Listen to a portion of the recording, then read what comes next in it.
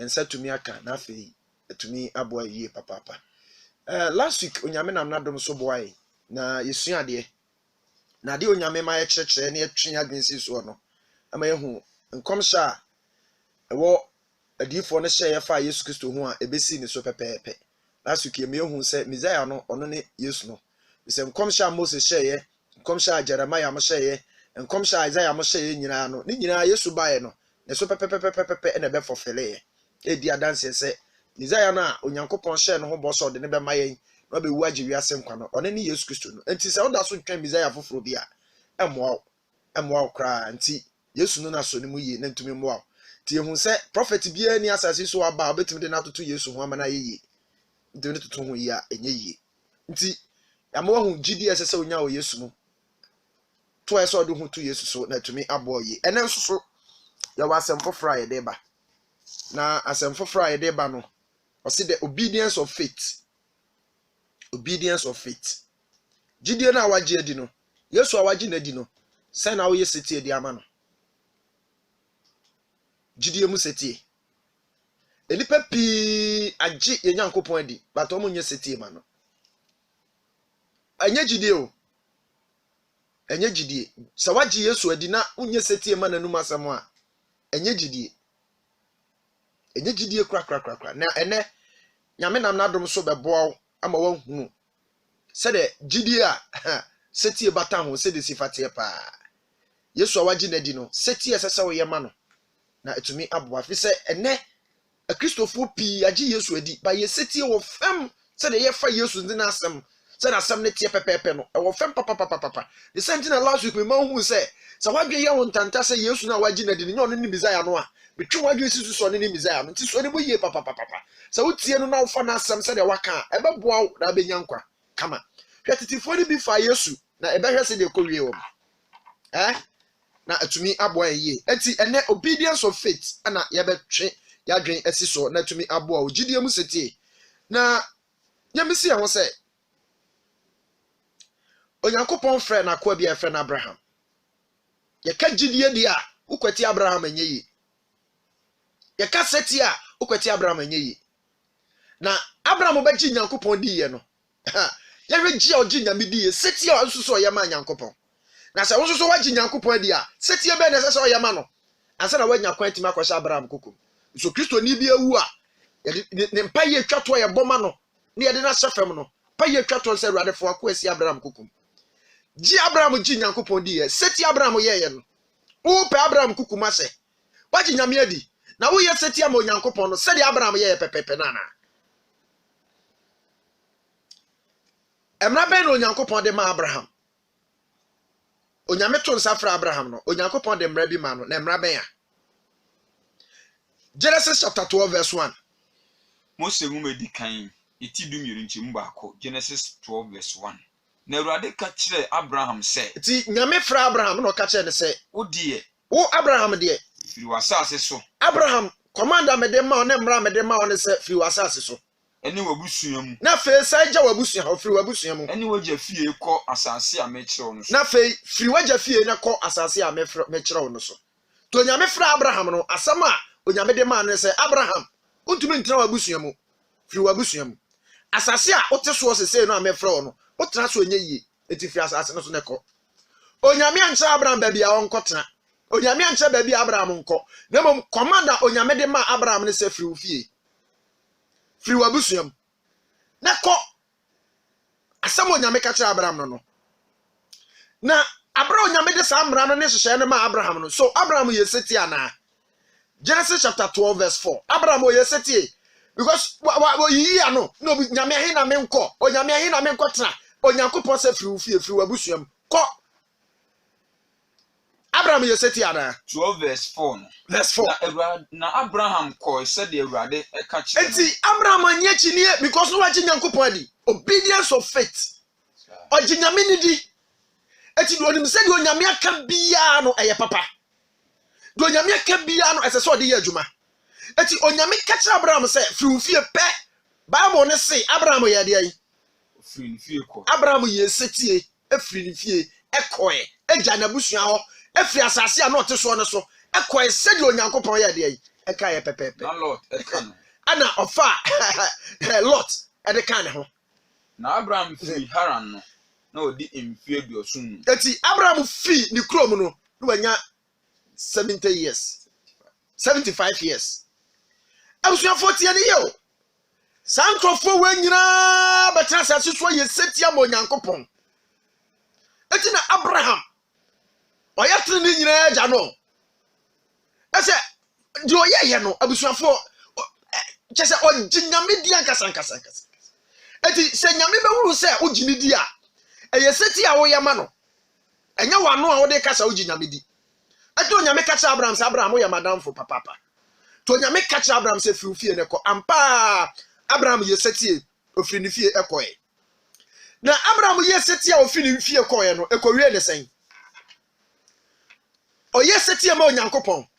na ofiri ne fie ekoye eja na busua ho ekoye no Abraham ekowie ne sen Hebrews chapter 11 verse 8 Abraham ekowie ne sen afise na Abraham nim ba bia okọ onyame ankyere ne se kwa ha na mo masem onyame kan se Abraham fiufie na ko dawa busua ho na ko Abraham aye setie waja na busua ho wasi kwan so okọ Abraham firi fie no waja na busua ho nyina se do onyame kan no ekowie Abraham sen Hebrew for etidu ba ko nchemu ye nwotwe gidie na ofre Abraham no gidie na Onyankopon de fra Abraham no odi tie efiri ko ba bi adaache obenya ho Abraham edi tie Onyankopon anim asem edi firi ko ye se de ba bi adaache oba de yi obenya japade no fredi ana wonim de wokọ Abraham fredi a na onim ba bi ana oye de yi okọ because onyame anche ba bi esese okọ eti Abraham free ye setie mo Onyankopon no nyame asem okaje se fi wabusuam ne ko no Abraham koye ampani ampa Abraham koye no abusuafo de ko wie ne se Canaan asase sa na onyame beje ama Abraham so nyame de Canaan asase be ye japade de ama Abraham eti se Abraham anye setie mo Onyankopon antie de onyame kae no a ankasa japade ne nsabeka kana se fo benya asase atena so komunya eti enhira ewo setie mu no so nipa bia wo de Onyankopon no masem ye adwuma enhira wo mna nya asem keto onyame anka nkyere Abraham se Abraham fi wabusu afie ko fi wo fie ko na mo ye setie mame na wo ye saade no a Canaan asase na da wo no me de be ma wo ansa na Abraham ye setie ama no onyame anka ne sa na mo de onyame keche so de ko na onyame hwe gidi a Abraham wo ma no na onyame hwe setie a Abraham wo ye eti onyame hira no onyame ba onyame no masem bia wo de be ye adwuma no blessing enhira wo se Abraham ye setie mo Onyankopon no firi koye no ampani ampa Onyankopon ko hira no de hira onyame de hira ne se Canaan asase koye ne dia Abraham no nim se so ye setie ama onyame anka Canaan asase be ne dia a Kristofo bebre onyame pese ye hira ye na so ye nya setie ntia because enhira efiri setie mo na eba eti onyame pese ye nyoma kase de ma but ye wo wani bro nyame nka nkyerɛw na mo se wo ye setie ma no a na wo sa koka de da wani mu no na so na da Kristofo pese onyame nyi de da yani mu no nkyerɛ ansa na ye tie na asɛm eti anya no na di fo ne ye no ana onyame se yi hyira me se onyame se sei ana onyame se sei no onyame ansa na waba be ye setie ma Onyankopon ansa na ya mana kwankyerɛ abutuafo ayawra wo sɛ mo onyame akwankyerɛ be do de Abraham do ka kyerɛ Abraham o de fi fie na ko setie do onyame de ma o de ka kyerɛ Abraham to onyame de test Abraham ni faith ni gidie ano san de test Abraham ni setie a wo ye abutuafo wo ye setie ma Onyankopon no masem na odipa bia wo ye setie ma onyame no masem there is a blessing enhira wo mpa edi abiam ana Awurade e ka kyerɛ Abraham ebro onyame ka so mfiri fie nko no ko ye no de Canaan asase hye ne nsa no onyame sika ka bibi kyerɛ Abraham biem edi na o ka kyerɛ no Genesis 22 verse 2 verse 2 o say na o kan say na Awurade ka kyerɛ Abraham say fa wo ba afei Abraham fa wo ba oba kro a wodo no oba kro pe a wodo no Isaac ekọ Moriah asase so na fa no ko ba afode Moriah asase so na fa no ko ba afode ye afode wo ho mame ewo mepo no mu ba ko a me kyerɛ wo no so ewo mepo no mu ba ko a mesa de mesa kyerɛ wo no so ati onyame ma ne firi fie ko ye no sa na nso ha another test onyame de test no ade hwe Abraham ni gidie ene ne seti a oye ene se Abraham Isaac fane ko ba for ye mame Isaac ko ba for ye mame no Samo nyame ka cha Abraham ano no sa Abraham fa oba Isaac ka dey e ko ba for ye mame abusuafo Abraham de kwaya na wan fa nko oba kro no Abraham yiyi anu enu ane se onyame se fa ba ko ba for ye mame ampa Abraham fa ne ba Isaac e de ne ko Moria bepo so e ko chichire Isaac se o de ne ko ba for ye se de onyame e kan ye no na Abraham nya adwen se Onyankopon me wo anu ama me ba edi so onyame so ba gi akwala no kra ma ogide so onyame be sa ama me foforo afedi atosu biom onyame ne mra mu no osi me ani awu eti onyi ni se akwala no de ne ko no onyame ba de ai onyame be ku ne da eti Abraham bodu sa fetu wanyina onyame mu no hu se no still ode ne ba ne be kokobo afode na se ode ne kompo na akwala no onyame makwa ma ne wu a onyame na de ma no onyame betuna sa ama ne foforo se na onyame won hye papa de ma no se na onyame de test Abraham the faith ani ni seti awoye ampa onyame ka che no de ne ba no kobo afode ma onyankopon pepepepepe ene obi ni ba wa wu nti aso nsum nyame da so onyame mi tu fie pa na me ba wu de me nsum obi am da nya de amesum obi am oji nyame di na onye wonim de nti onyame ma oba de akwadae so onyame bie so akere wa ka ba hu say yes onyame do ka ba hu say yes onyame do eti Abraham yesetie e ma onyankopon ampa ode ne ba no ekobo afode se de onyame ye de onyame kan pepepe na bibisa se anopai sei na ofo onyankopon ne nasem Abraham yi onyame asem ano Abraham fa yase misusu se medwene se onyame waka ne se nso na nso se na ka Abraham betima be se nyame questions bebre da bi oji nyame di ese so yesetie mo onyankopon na num asem ampa ni ampa Abraham yesetie se de onyame eye de e kan pepepe no onyame gina de nso ana de share Abraham bobiem Genesis 22:16-18 Abraham de ne ba Isaac koba for de wiye no onyame fra Abraham se sa de we Abraham awaye no afa me hye obo na yentie ade nso no gina ye ode hye Abraham bo Genesis etie de onu mienu nchemu du nsia ba no o se Ewurade sie nie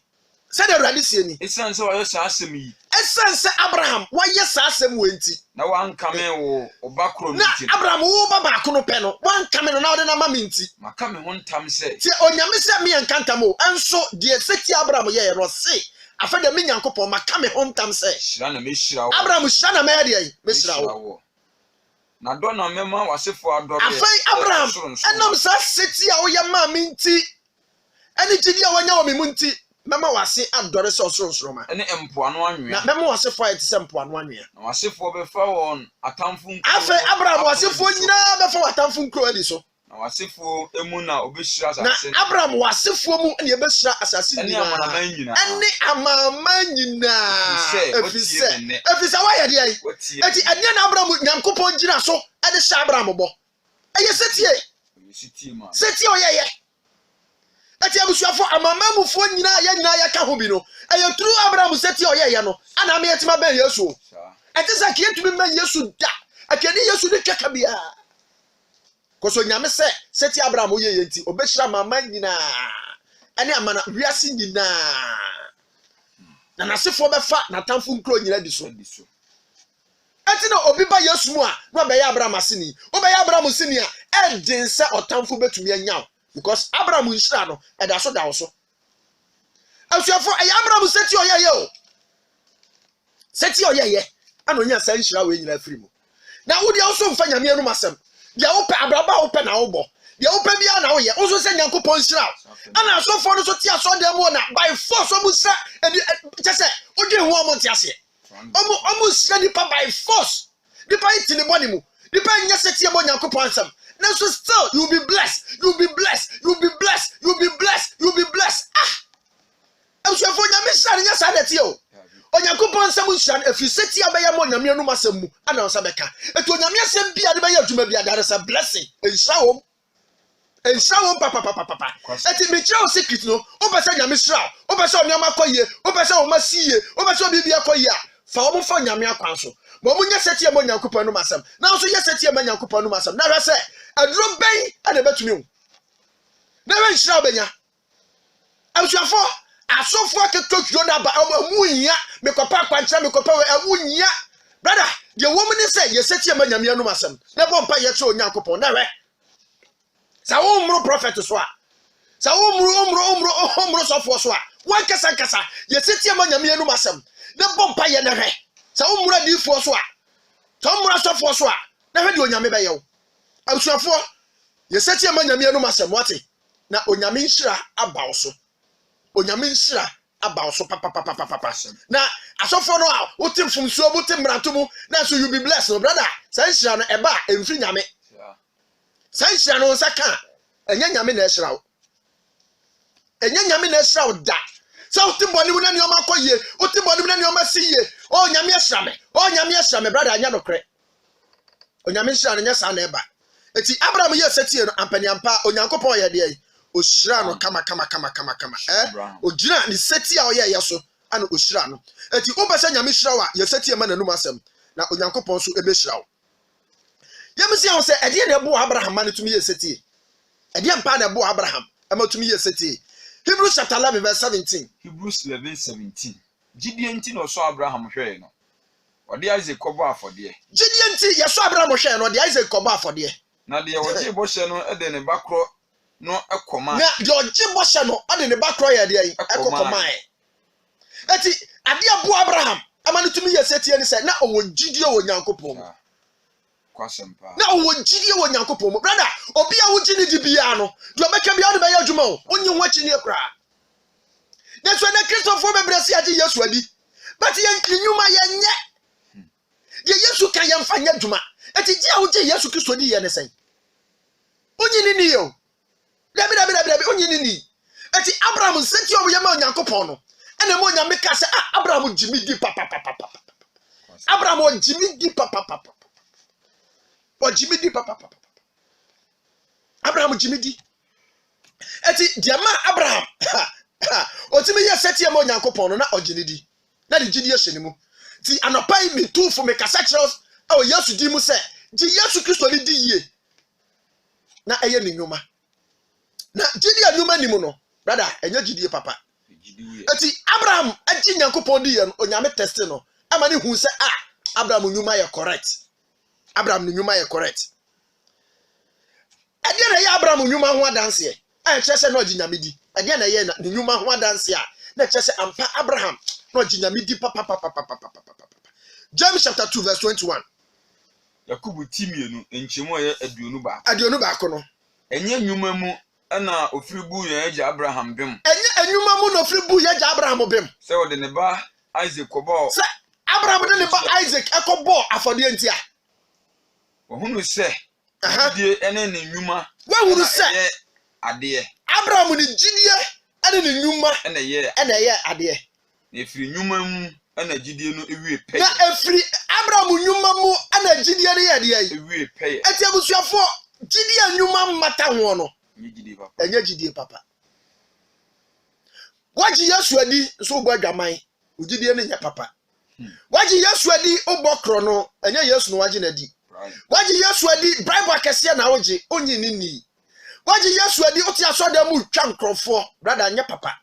waji Yesu adi bo Yesu di kura Bible nanso wakoma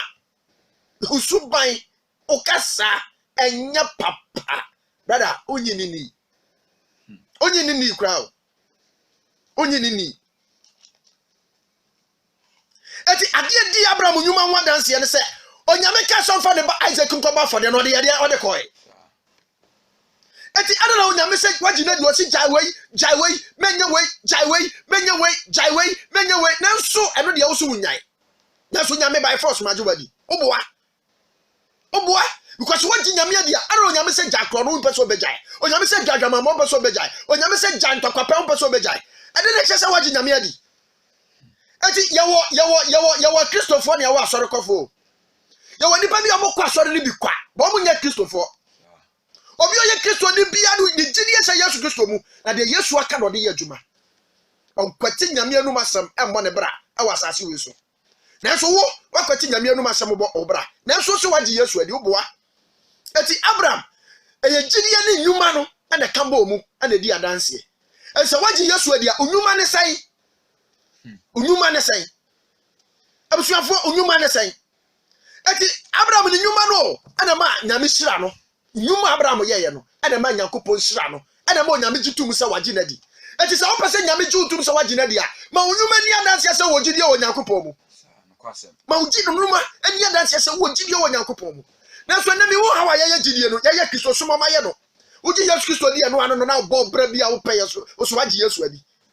nada ma nyuma ni adanse sa ate na ye setie mo Nyankopɔn no masem na ayenhia ne adom ade ama me no miedu papa Abraham nyuma ho no ade na na kire se Abraham ye perfect wo hwe Abraham ne nyuma oye ye ni seti oye ma Nyankopɔn anum asema ade na edi adanse se Abraham no ye papa enu nto Nyankopɔn ka se Abraham ye madamfo Abraham ye madamfo Genesis chapter 2 verse 22 Genesis chapter 2 2:22 James chapter 2 verse 22 James 2 verse 22 Yakubu seni ye pa me twuma dwe se noma so na tumi aboa o se ne mi hu hawa asofo na aye gidie no se de chawji Yesu Kristo di a eno ano no na bio dada ma unyuma ni adanse se wagye Yesu adi na unyuma na be di adanse se wagye Yesu adi eti asomafo na eto omudi na Kristo for Antioch no asuafo omohwe omunyuma saa no se Nkofo wa mni Kristo na nante ati ma unyuma nkyere se wagye Yesu adi ma unyuma nkyere se wagye Yesu adi James 2 verse 22 2:22 wo hunu se ni gidie ene ni nyuma wo hu se Abraham ni gidie ene ni nyuma ene ye ade na efiri enyuma no mu na gidie no wie peye efiri Abraham nyuma no mu no ana gidie no be ye ade ewie peye sa eti Abraham wie peye no Abraham be ye perfect onyame anim brother na ni nyuma ano nyame gigina so ani gidi ano wagina adi no nyame gina so se Abraham ye pe to de pa bia betumi aye pe awo Yesu Kristo anim no ntina Yesu se munya pese de magya wo so no ye de wo betumi aye pa agina gidi awo nyame mu ani wo nyuma o da na di wasase we so no ana ebo ama nyame age wo tum se wo ye pa na wo ye pe eti utumi fa gidi anko na wo nyuma mfiri ho because gidi no eye nyuma na kire se wagye nipa na dia na wo nyini ni eye nyuma na kire se wagye nipa dia na wo nyini ni eti ebrenya onyuma na beje ana eye adomara kwa enye onyuma na beje brother sabre ya wo ba Yesu Kristo nchen wo ye di boye ni unim Yesu ide Yesu mpese jawe because ahode a odi be jai no ntumi eti anu de enyina onyuma bia so eti wo ba Yesu nchen na beje Yesu Kristo di wie na benya gidi o Yesu Kristo mu na Yesu Kristo power ma wanhode a every sabre ne kone de brother eye onyuma na beje wo eye onyuma na beje wo eti wo ba Yesu nchen foforo ne de enye onyuma ese oni anhode a betumi de jabo ne ye so ma Yesu nchen ma na moawa otumi ti Yesu se fa obone ne nyina ye de mbra me moawa ti ado de onyuma bi anka ho Yesu nka se jetere ne abrabo jawe ansa na waba me nchen fi se wontumi nyae na se wo ba Yesu Kristo nchen wie na Yesu Kristo ma sa anhode na fa Yesu ahuru se wo ma otumi se so otumi jai sa ne oma eti every wo kone de onyame atemwo mu de eye onyuma na beje wo ho de adom nya adwuma tuba Yesu ncha foforo no na ye de boye ni na adom be ye adwuma ma na mom se wo ba Yesu ncha wi a every wo kokosi atemwo mu de adom nya adwuma eye onyuma ana beje wo eye onyuma ana beje wo eti wo de afo ano to so se wagye Yesu adi na so bo obra bi ase de ope na be duro onyame atemwo mu ana be wo so wagye na dia na wo nyini ni wagye na dia na wo nyini ni to ase Abraham ni nyuma ana ma ne wie peye papa to ba so wie pe o na memu a di Yesu Kristo di na ma wo nyuma no abra bo nkyere na na betuma mu aye pe se de ja wo so no ye de eye pepe pa eti nyame ma anam setie so ana Abraham ni gidie ye powerful anam setie so ana Abraham timi wie peye na bibisa se so opeso wie peye abra untumi fo nyame anum asam nya adwuma ti pano do odi Yesu asam nya adwuma no na esiesie na ete ho na ete wasem bia Yesu be ka odi ye adwuma na ete ho na fe uwie pe na wie peye tu na du osoro ho no na wadu osoro su no mu pepepe na fe nyame jo nkwa na ayeye to nyame ba hwe onyuma ye papa hwe onyuma ye papa na atumi aboa visa Christopher pa no say ye yesitia mo Nyankopon no masama anka Yesu aba Kosem. Asuafo say ye yesitia ma Yesu no masam papa gidi aya gidi de ne say ye bo Yesu Kristo di no say sa na anka enwuma tie a anka Yesu aba sa na enwuma tie a anka Yesu aba aka Yesu aba da say the Ghana for di Yesu di no and say the Ghana for bo Yesu di and say the Ghana for ho Yesu no abusuafo omo nyi Yesu ni wonwumam omo ho Yesu wonwumam omo mama brabo nkyere so ma gi Yesu adi akom sa na ya brabo tie a come trust say ka Ghana ke wasundie ka Ghana ka Yesu aba ka wiasi Yesu aba me ho atoyi eti hyane so na emo apapapa na ma ugidie enkyere say Yesu awaji na di no setie be na oyama no yesetie me na num asem na tumi aboa say Abraham ji Onyankopon di ye no onyame num asem bia ni wa Abraham bu so esa wo so wagi Yesu adi a hwese wo de be ya adwuma kama na tumi aboa say yaka gidie ma papa ene de ahi genuine faith gidie papa yaka gidie papa ene ne de wo he tie ni ye Galatians chapter 5 verse 6 yaka gidie papa gidie pa Onyankopon hwehwe gidie ya papa ene ne de wo he Galati 14 nchimu yensia no efiri se Kristo Yesu mu die Yesu Kristo mu die twetietwa anamom no to ye nyehwe anamom to ye bi anyehwe na emom gidie a enam odoso eyo adwuma na emom gidie anam de ye odoso eyo adwuma abusuafo ti yaka gidie ma papa genuine faith ene de ye gidie a enam odoso ye de ye eyo adwuma ati wo gidie na wo so wagi Yesu adi no anwuma be na ka ho adi adanse se wagi Yesu adi ati Paul say momronto ye twetiatwa o ade onu nyina anya hwe na mom ene gidie enam odoso eye adwuma ene hia ati yaka gidie papa Onyankopon mu gidie ye papa genuine faith eye gidie enam odoso ye de eye adwuma ati gidie enwuma nka wanya papa gidie enwuma nka wanya papa enye gidie kura ati na Ghana ma wu ye gidie ne sanya papa ose enwuma mata ho and obia na me kwan obia sum Nyankopon se de ono apɛ na so kwan na ye ba akopɛ ye ba akopɛ eti brother so wodo nyame a obafa na num asɛm o so wodo ro a obafa na num asɛm tina Yesu se so wodo me a di me mra nsɛm so eti gidie papa no eye gidie a enam odoso na eye adwuma to obia waje Yesu Kristo adi bia no brother de Yesu aka bia odi odo na bedi so ti banodo a odi Yesu anum asam dia ya adwuma no na Yesu ti soro hu sampa me ba wo gimidi na me ba wo sa do me nso o do me papa ete Kristofo bebre ba ya mfa nyame anum asam nya adwuma ya no Yesu ye ne gidie bia wo Yesu no ye ru se Yesu tumi nyi yankwa ye ru se Yesu tumi moa yan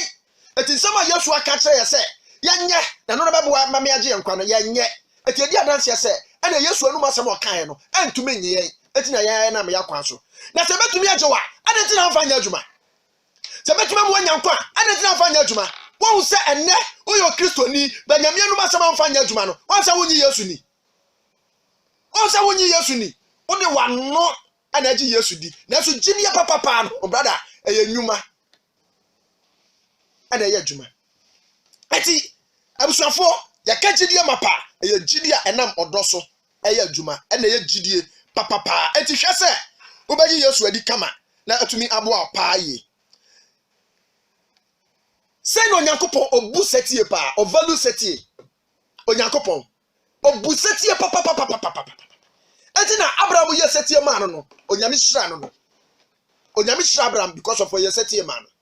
se no onyame value setie asodem wo hawa wote se no onyame bu setie Yesu obaji na di no se no Onyankopon sifa value setie papa obu setie pa 1 Samuel chapter 15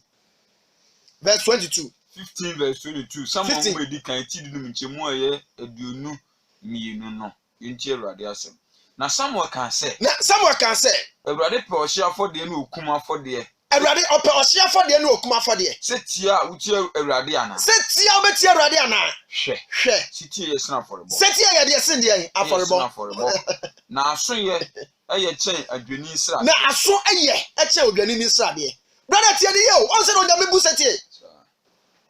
onyame ka kire Samuel se ko ka kire so se Enya na fori obegbachi aba me na hia me o. Enya correction kese ne asa kese ne anwuma kese amototo wa so de abo no. Enya no na hia me o. Me nyame me value no kwa. Enya na so me mu. Enya no na hia me. Na mom se onipa be yeseti ama me no. Eno ne ade hia me. Eto obi amaje Yesu Kristo ani bia ade Yesu di nani atofam. Ehwe se wo be yeseti ama no no a. Obefa na asam se de tie. Wodi nanu ma se be yesi aduma na. Eti do nyame budu asase we so pa no. Obi a Yesu Kristo value no asase we so. No ye kese wa asase we so. No nyame ani di nachi. No nyame santa ne so. No nyame bambo di nachi. E obi a o yeseti e mo no Nyankopon. Wo sa nipa no Yesu mfa wo ni agro. Yesu do papa. Yesu dwe wo papa. Yesu mfa wo ni agro da. Wo sa nipa no na wo so hwa nyina mu Yesu ne wo nanam. Sa nipa no ana wo so hwa nyina mu Yesu Kristo ne wo nanam. Onya wo da because you yeseti e ma no.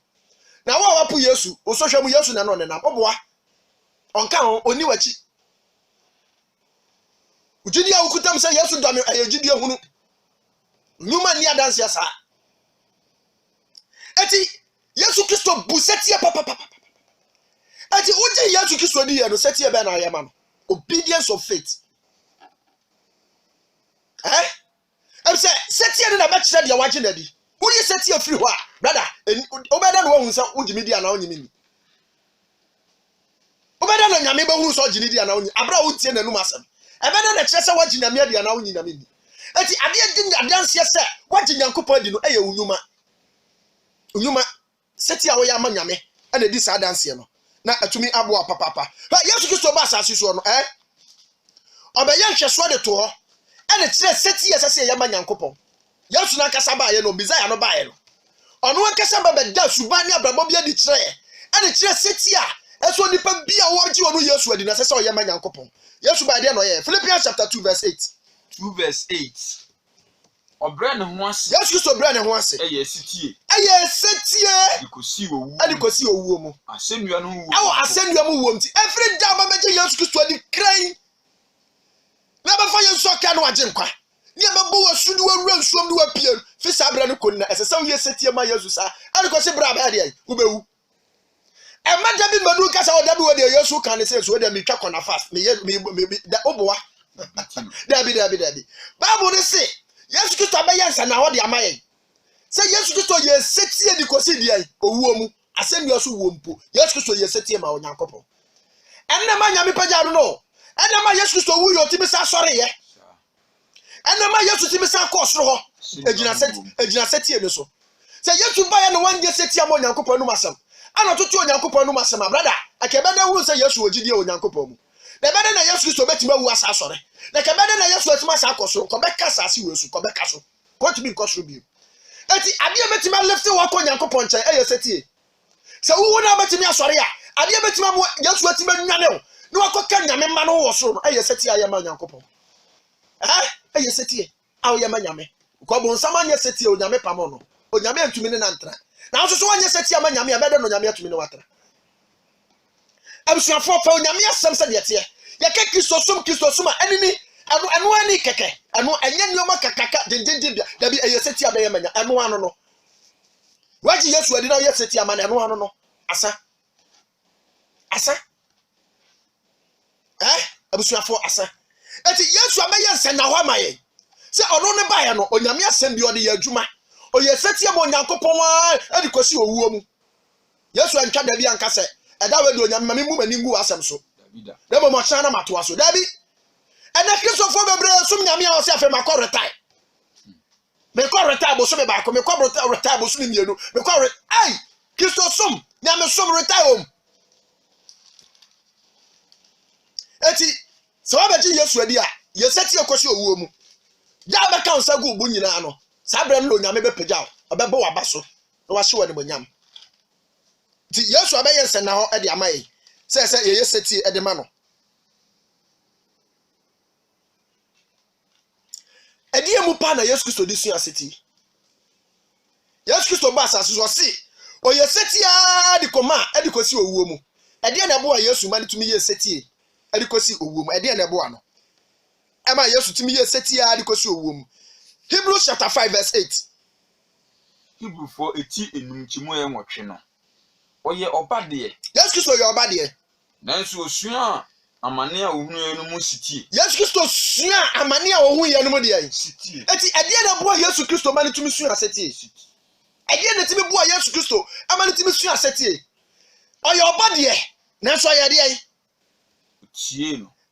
ose oye obade Yesu Kristo ye obade nanso osua amane a ohunu ye no mu sitie Yesu Kristo sua amane a ohunu ye no mu de sitie enti ade na ma Yesu Kristo tumi sua asetie eya amane hu na ba na so eya so hwe ba na so eya temptation ba na so eba na wagina amonyame eba na wagina amonyame eba na wagina amonyame enti enam so hwe ba na so no ena Yesu Kristo di hu se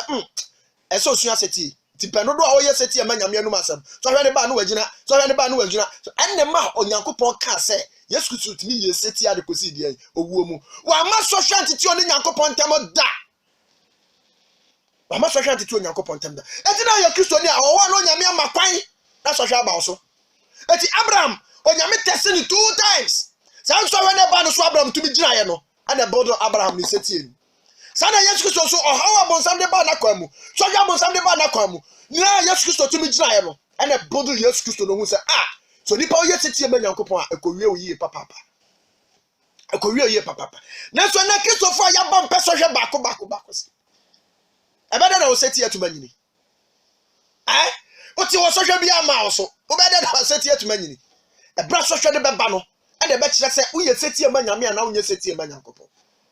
eti panu do so hwe we ba no watuma gina na bodi usua hunu na akosoro na ugidi a wo nyame mu na epagya na unyini wo nyame mu na akosoro saa te be no ba bi no mo sam kro be po because so we mu nya no ya no hwe nya yie biem ko gidi a wo nyankopon mu no o ha no kro nya yie wo de so hwe bia ba obegina eti mu mienya na asem ne enko foforo so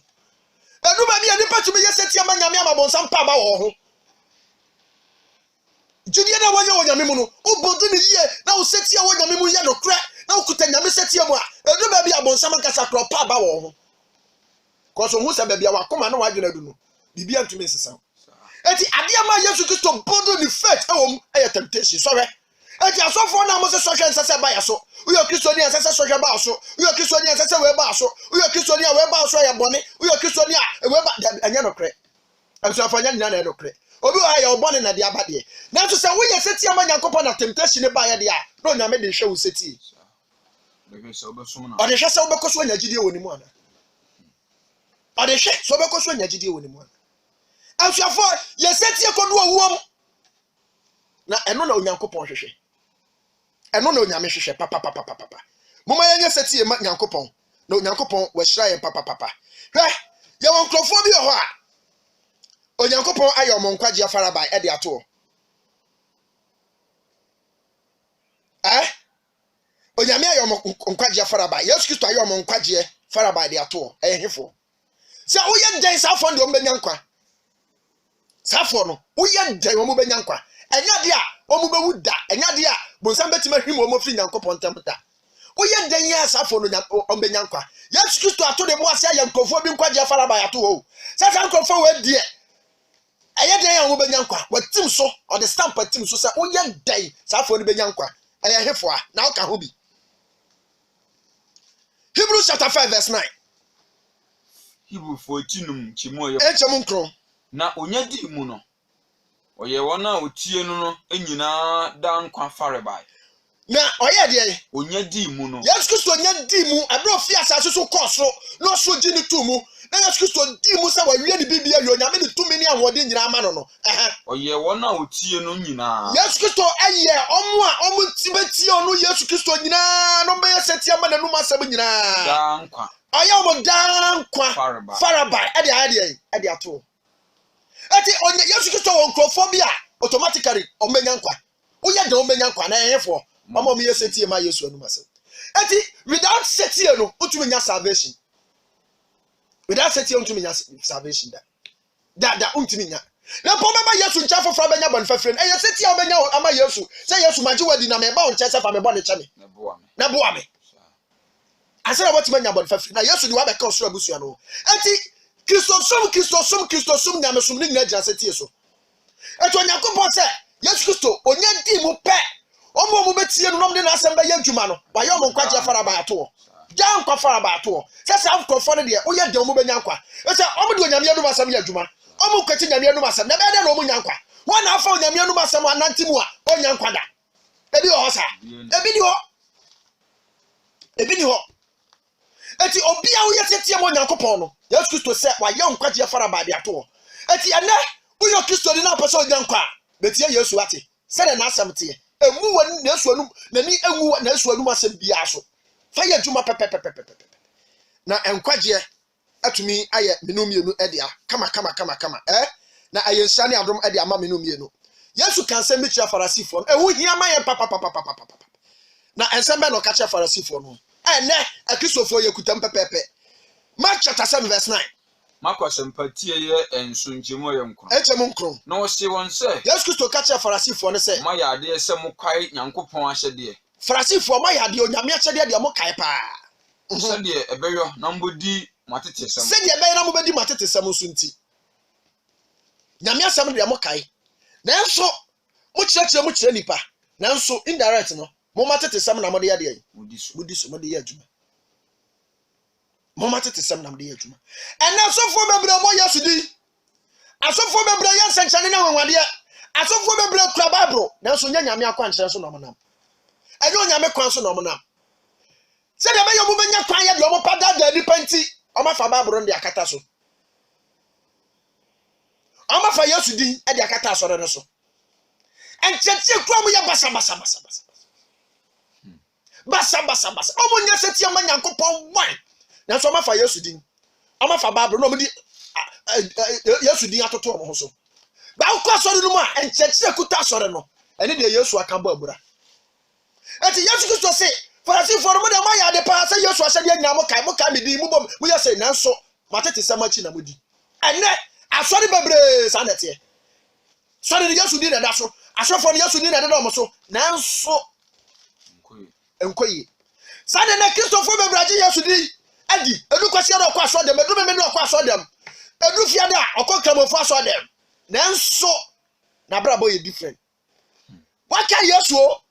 wo se waji Yesu adi o nanso enoma wudi so na ya watete sem enye Yesu dia eti asema Yesu Kristo ka kire farasifo no abusuafo ekoma o Kristo ni bia wo se waji Yesu adi nanso na mo wa kwan so wo ne farasifo no ye pe wo ye farasi ni onye Yesu ni onye ni kwa asore bia ni onyam Yesu aka babura mo ye Pharisees mo ne Yesu ababura kwa osofo bia Yesu din da so na so kwan a wonam so ade de Yesu aka nkopɛ no brother onye Yesu suani onye Yesu sofo bia Pharisee ni onye Yesu ni eti afutu a Yesu Kristo de ma Pharisee no ene ekɔma because yenye setie ma no kra yenye setie ma no kra obi a onye setie ma Nyankopɔn de na da ho ma 2 Thessalonians chapter 1 verse 7 and 8 obi a wanye setie ama Yesu Kristo anu masam ede na da ho ma tenie obi a wanye setie ama Yesu Kristo no Thessalonica ede na da ho edikan eti ba kunchemu nson na wamamo a ohiahia mo ho no ene yen ahome na wamamo a ohiahia mo ho no ene yen ahome eda obeye Awurade Yesu adie afiri oso eda Yesu Kristo bepie ni maye to so mienu no ene tumi abofo no na Yesu Kristo di tumi abofo ni abeka ne ho aba no verse 8 ojaframa mu ojaframa mu no na wato na wonimu Nyankopɔn na obeto omu a omunimu Nyankopɔn na wantie ye na Awurade Yesu asempa na omantie ye na Awurade Yesu Kristo asempa no ba de beto mo so re oti eto bia wanye setia mo Nyankopɔn no masam dia waji Yesu adi nkwantu fa nkɔ heaven Yesu ba so beto re ubo ni din de nso beto re eti na Matthew 7:21 no say Awurade yafa di anya nkom yafa di anya atutu ahomane yafa di anya wei Yesu se mumfiri ne so nkɔ mo amoya de anya de ubo Yesu din de nanso na onwuma nkyere odi Yesu din ye senkyene ne anwanwade de nanso na onwuma nkyere eti meje nkwa enyi yi eti Yesu Kristo se obi biara wandi nanum asam so se de tie no oba ne ma ye to so de no obeto so re obekun oma unyankwanda oma unyankwanda na obi a wo yesetie ma Nyankopɔn so so asori bia ade onyame asam ya adwuma o kristo no bia ade onyame asam ya adwuma ade so won nante nyame akwan so a ade anhyira na ade bebre. 1 Peter chapter 1 verse 22. Petro mu medi kan ti ba ko nchemo aduonu ba. Aduonu ba ko no. Monam ne so agi Nyankopɔn onyane no free awufo mu no wo hye no animonyam no ediye no. Na mugidie ene enidaso atena Nyankopɔn. Na mugidie ene enidaso atena Nyankopɔn mu. Mugidie ene enidaso atena Nyankopɔn. Eti obi a onante Yesu akwan so. No de Yesu anuma asam ye adwuma no. Owo enidaso kese e o Yesu Kristo mu. Se eda Yesu Kristo be pie no. Dan kwa ne nsabeka. Eti no yeseti e ma nyame no. Enti sa woni enidaso papa bia o Yesu mu a, ntumi nyeseti e ma no. But so woni enidaso papa o Yesu mu a, obefa Yesu anuma asam se de tie. Eti anopai Onyankopɔn nhyira wate. Na seti Abraham ye no, nso yeseti. Sa waji Yesu adi a yeseti e ma no. Na dan kwa atumi aye menu mienu dia. Yesu Kristo on stina nim nkyerɛ. Yesu Kristo on hyira na onka ho papa. Baabi awo bia sutra se nyamɔ mpai. Yada wase Nyankopɔn. Anopai wo de won sama brɛyen. Ampa yaje wadi. Nanso ahode ade be seti amu anum asɛm wo fam. Ye pa bɔ ne sɛ fa ye bɔ ne kyɛ. Na bɛma ye osoro ahode a ebetumi de aye seti amu anum asɛm. Wo me hu sɛ enam seti so ana ye nkwagye ye nsa betumi aka. Iti ye pa bɔ ne sɛ esu bia ye namu akwan bia ye nam so a ene obu abura ye so ye firi mu. Na yentumi mfa wakwan so. Na ma ye gidie ene enwuma di adanse sɛ yaje wadi. Yada wasisi wa hrai. Yesu Kristo di mu nti. Amen. Amen. Anopai da Nyankopɔn ase. Sɛ onam na adom so. Na afi oboa ma ye de nsɛm yɛ tise etimi ede abra ama onyame ma. Enim sɛ adofo nyina a omutie asɛm yi misa atom akoma so. Mo amofrɛ no ye number sɛ de adwuma no 0322 295 470. Sɛ adofo bi aba ahoma no so ana. Eti ofra obetimi afrɛ na de aba 0322 295 470 295 470. Mse obi kura ejina so dada. Ye be na yenya first caller wa man so. Hello.